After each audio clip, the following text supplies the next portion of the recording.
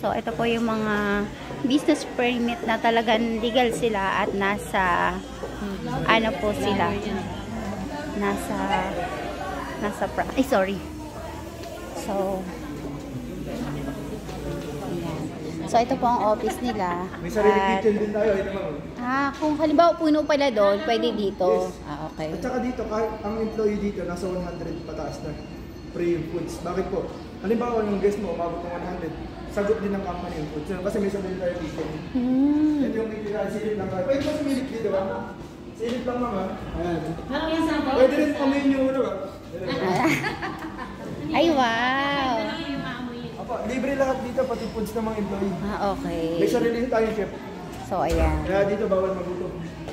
Kaya kung ang timbang mo, 50. O bang, ikaw, times 2 na yun. Naku, wag naman. Nagpapaliit nga eh. Papaliit nga kami eh. Tingnan mo siya natin.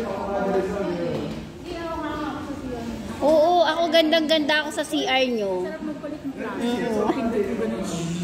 Yes. So, ayan.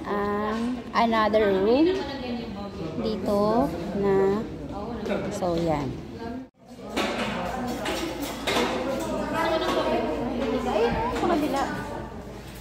Kagawad sa bayan ng Santa Rosa.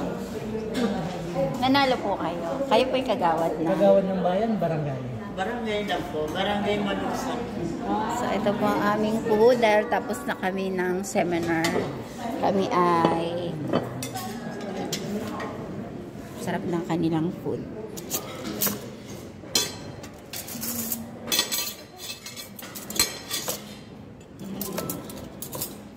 Wala tayo ng kain. Kain lang po kayo na kain.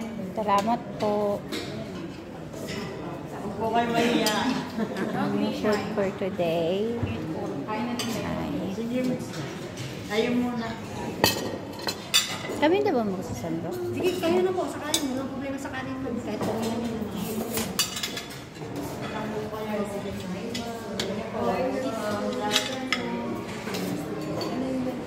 Ayan o, ang dami. Kanina slide. Lunch naman eh, di ba? Pwede na tayo mag-rice. Diet ako ngayon. Yan yung soup. May tayo ng ketchup. So, ito po ang aming lunch for today. Parang gusto ko yung sabaw natin. Pwede nga ako. Ay, sabaw po. Ngayon sa rice na. Okay na. So, anong sabaw?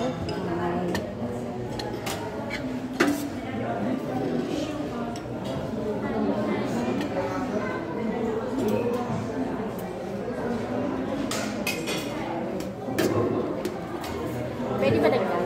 Kasi po. I like it.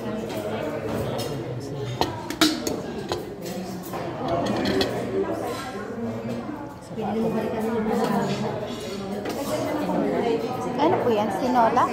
Oo, tinola. Andiyan si Argo. Ay.